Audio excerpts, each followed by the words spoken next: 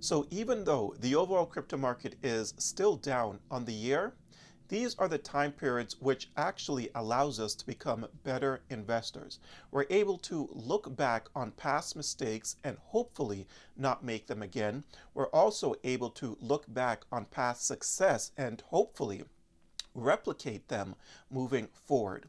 You see, these are not the times where we should be sitting back and doing nothing. These are actually the times where we should be gathering information and make the best possible decisions that we can moving forward. And I'm talking about the next leg up once it does happen in the crypto space. Now, before I continue, real quick, for anyone looking for a great crypto exchange, just make sure you check out my link to BTCC. You get 10% bonus on first-time deposits, extra bonuses up to $10,000, no VPN, no KYC. The link will be in my description down below. Now I'm going to cover a few things in this video related to past mistakes and success. I want to start off with this article though that I came across. So it says this right here. Misleading crypto narratives continue, driven by sensationalist sentiment. A crypto analyst says that inaccurate narratives continue to circulate in the crypto market, largely driven by distorted information rather than being supported by on-chain data. Beware of misinformation. Despite the data, misleading narratives persist. Right? And then it says, such claims often lack on-chain validation and are driven by sensationalist market sentiment rather than objective analysis. Trust data, not noise. Verify sources and cross-check on-chain metrics. Now, the reason why I brought that to you guys' attention is I want you guys to think about something like crypto gaming. How back in 2024, there was a lot of people going around saying, crypto gaming is going to be the next big thing. It's going to explode. We got to take a look at all these different gaming projects before the market just takes off and we miss the boat, right? A lot of people are saying that, but in reality, crypto gaming was going completely nowhere. And I recognized that pretty early, and I brought it to you guys' attention pretty early sometime last year. I said, I actually don't think crypto gaming is going to end up going anywhere, and we actually didn't see a run in crypto gaming. You see, there are certain things that we need to pay attention to which actually validates such noise that we're hearing in the space. And I'm talking about something other than on-chain data, because I know that some of you aren't really indulged in the market like that, but there are certain things that you can look at which validates that we are going to see a run in certain quote unquote narratives in the space. So I want you guys to think back to last cycle. I mean, well, some of you probably weren't here last cycle, right? But I want to show you guys something here. So this is Axie Infinity, which is a crypto gaming coin. Now, last cycle, this thing exploded onto the scene. It reached a price of like $157. This thing entered the top 100 on CoinMarketCap, and it was here for a minute.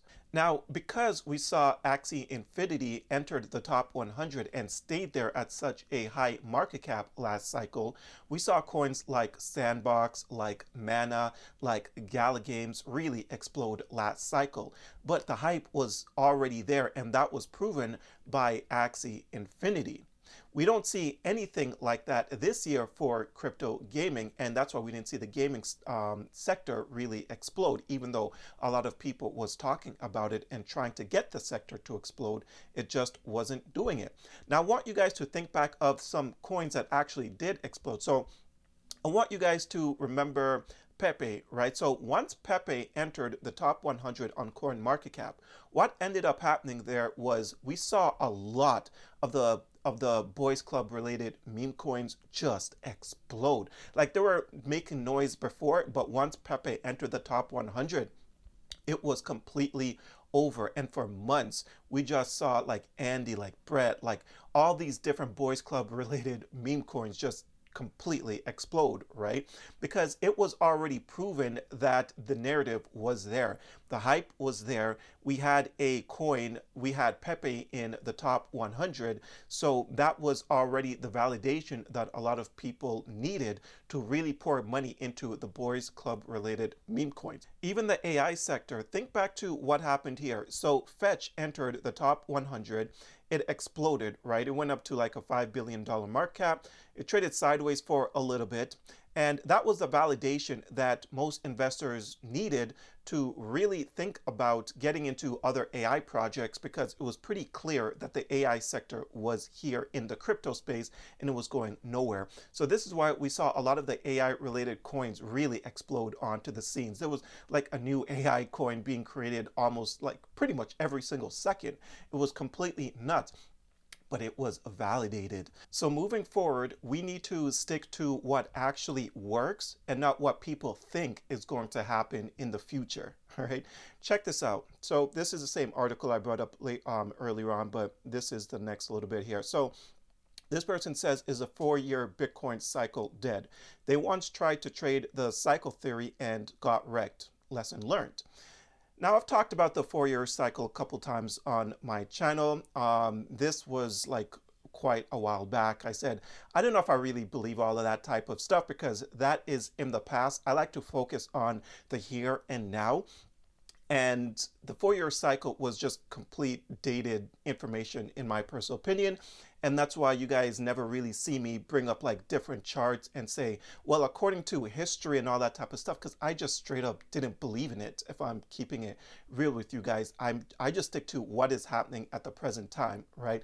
And this is, again, why we need to stick to things that work and stuff that is actually validated and not speculation based off of history. Now let's talk about dip buying for a second, because I know that some of you have already ran out of cash. You have no more money to be able to buy the dips. Now, if you've been following me for a while, I have already talked about how I approach dip buying, right? Because you have to be extremely careful. You don't know how low these dips are actually going to continue to dip. Now, for a quick refresher, or if this is your first time watching my channel, let me show you guys how I buy these dips. For example, I bought a coin at $2, so I bought a coin down here. I have to hope that the coin, or not hope, but if the coin drops 50%, then I'm going to buy the dip. So 50% from there would be around here at $1. So the next time I would buy the dip will be around this area right here at $1. To me, that is a pretty decent dip buy opportunity, because you guys need to understand that the market is extremely volatile. Not only that, it depends on where you actually bought the coin at. Because if you bought the coin, if you took a look at the charts and you realize that the coin is sitting at the very top of the charts when you bought it, but you actually believe in the project and you really want some exposure, you have to be extremely patient and hope that the coin drops 50% before even considering buying the dip on the coin. What a lot of people don't have is patience. And what a lot of investors don't realize is that there's always going to be another opportunity in the space. You don't need to fall in love with one particular coin in the space. There's thousands of coins in this space. There's always going to be another opportunity. So there's no need to chase any coins. To be completely honest with you guys, buy a coin, see if it drops 50%, and then buy the dip that way.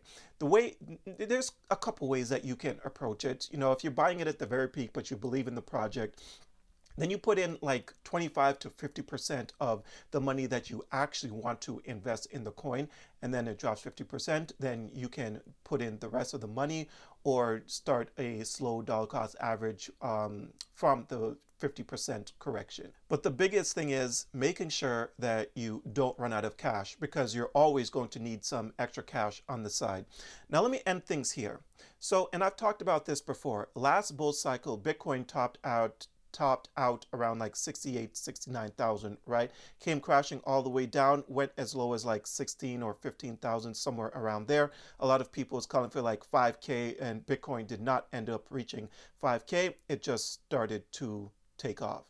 I think that right now we're experiencing a lot of noise. People are saying that the bear market is here. People's going to always flip-flop depending on which direction the market is going.